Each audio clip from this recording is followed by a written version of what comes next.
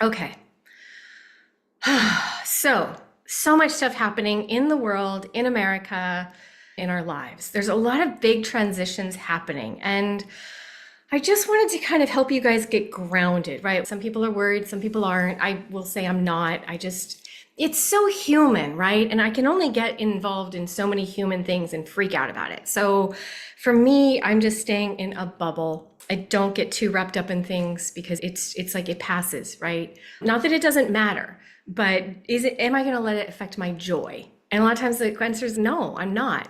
So that's happening. There's a lot of energy, a lot of polarizing energy. There's a lot of energy in the world with wars and different things that are happening right now. And I just want to remind us that it's our time and our job to actually stay grounded. It's funny because I joke with people that I'm like the least grounded person because I'm always up in the higher realms. But to stay grounded in who you are and not get too caught up in all of the stories going on in the world. Again, not to discount the stories. Some of the stories are very big and they do need attention, but do they need your focus and energy? Does that bring you to your next level if you're focused and your energy is on all of the bad stuff and tragedies going on around the world? Probably not.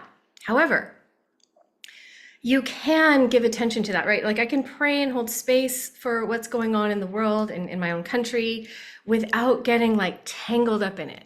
And I want to remind you guys that it is okay to kind of release some of the worldly drama and come back into who you are, because there's too many people pulling you out of alignment. And especially with how busy we tend to get, I just want to remind you that you have permission to say no to the world drama, and just to say, I'm going to stay sovereign in who I am.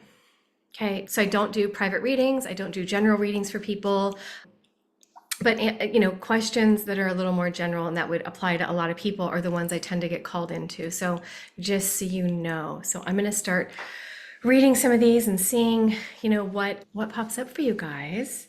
Awareness and entanglement ain't the same. Exactly. It's not the same. And you can be aware and don't get tangled up in it. I love that. And people do. And the people around you are going to get tangled up in it. And you have to remind yourself, like, do I need to? And it's hard because the mass energy is pulling us toward getting tangled. But does that really serve you? Probably not. Be aware of it. Okay. Okay, let's see what we have here. All right. All right, so this is an interesting one because, again, I think it fits a lot of people. Okay, I'm working on transitioning into starting my new business. When will this happen for me? The business is set up. I just need to transition from my current employer to the business. Great question. You do it energetically first. You like become the person that is successfully running your business. So it's not in astrological, what date is this going to happen? It's going to happen as soon as you happen. So the way I run my business and the way I've become successful, and I've been in business for a long time, like well over 20 years. You have to become the person that can hold the energy of a successful business. So for a lot of you, that means you're doing two things simultaneously. You have your business and you have a job, and that's fine. You can do both.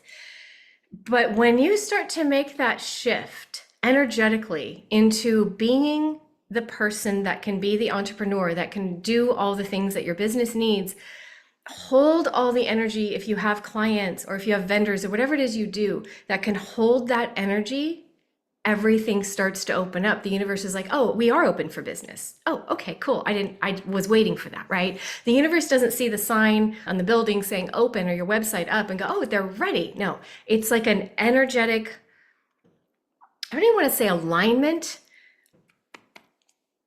It's an energetic strength, if you will, power, an energetic ability to hold more than you did when you were just in your job.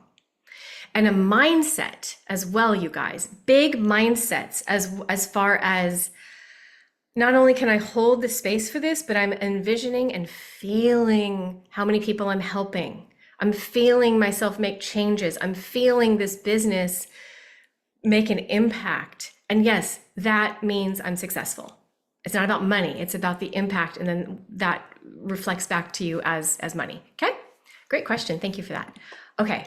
I feel like I get that kind of question a lot, so I love answering that for a lot of people. Okay, this is another one I get quite a bit. I'm having issues with letting go of anger. So I'm having issues with letting go of anger or just letting go of bad feelings or things that no longer serve me. I'm feeling it in my guts too, which is making it difficult, right? It is sometimes like anger, the vibration of because all we are is love, right? We hear that oneness consciousness, we're love. Oh, isn't that lovely? Okay, and then you have like days where you're just like, just I'm not feeling the love. So, but you are love, right? It's kind of like, as I joke, like a fish swimming through the ocean going, I wish I'm so dry. Does anyone have moisturizer? And you're like, you're a fish, you're in water. And they're like, I'm so thirsty, there's no water. And you're like, oh, you really are. And we get that way sometimes where we just kind of forget our true nature and we become very human and very dense. And we feel a lot of anger, frustration, or fear. That's another one that comes up, especially for men. I do a lot of DMs, people like private messages and things like that around fear. Men, women, it's fine to feel fear. It's a total human emotion. It's just like the vibration of love got too dense. With anger, letting go of what's no longer serving me. So here's the thing, twofold, I want to say. Is it not serving you? Is it your highest? Sometimes anger is a shield.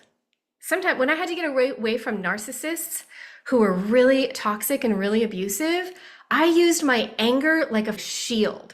And I needed it for that moment in time.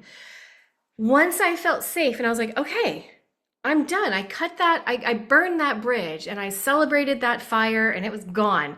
Then it was like, I didn't need the anger. So I want to qualify anger by saying sometimes we use it as a shield. We use it to protect ourselves. So we want to look at like, is it not serving us? Is there a way that you're still working on feeling safe or comfortable to where you don't need the anger? Generally speaking, to everybody, not just one person. Feeling difficult, it is difficult to let go because it does feel so bad. So the other path to letting go of anything, including anger, is looking directly at it. When we focus on something, it dissipates. So not with our eyes, but with like our being, with our emotion, with our feeling, with our energy, right? So a lot of times what we do is we grab a bunch of things. You're going to see what's on my table here. You're going to laugh. This is life, you guys. This is my life. Okay, so my phone, my chapstick, I have a hair tie, friend's 30th birthday coming up. Let's see, mine. Okay, so we do this, right? And we've got all this stuff, the stuff of our life, right? All the crap. And we're going around our life like this, right? We're doing this. And we're like, don't notice all the trauma, all the stuff over here. Just got like a bunch of stuff. And then what happens is you start to slowly go like this and you put it right in front of you. Just do one thing at a time because it just feels like a lot, right? So just pretend this birthday card is the one thing. And I put it right in front of me. And now I'm looking directly at it and I'm focused on it. When you focus on it, it dissipates. What I mean by that is you're allowing yourself to feel it without a story going on in your head. When the story starts, you're lost. I mean just raw feeling fucking angry, feeling that rage come up, feeling the pain, the hurt, the anguish, the betrayal, feeling it without the story. No stories, you guys. You get the story in and you are just digging a deeper hole. Don't do the story. Allow your human to feel all of it and look directly at it. And it dissipates. Because anger, fear, it can't always exist in the present moment. So when you get really present with it, can it really be here in the present moment? And the path through feeling these huge emotions is to look directly at it. So I hope that helps quite a few of you. John, brilliant question. I don't know if I answered your question exactly, but brilliant question because I think it applied for a lot of people. But that's how I release energy. That's how I release the energy around emotions. One, is it really not serving me? Because if it is, that's okay. And I felt so bad, the same way that some of you do, of like, God, I'm not this angry person. Why can't I let this go? And then it clicked because I need it. I'm not done with it. Now I don't need to go around being pissed off to everybody. But when it came to that situation, it served as a boundary, it served as a shield until I could safely do the work and go, okay, they are never coming back. I have cut that cord. I have cut all ties. and I will never let them back in my life again. Then I felt safe and the anger is gone. Now I can laugh at the things. I hope that helps. I hope that helps you. Okay.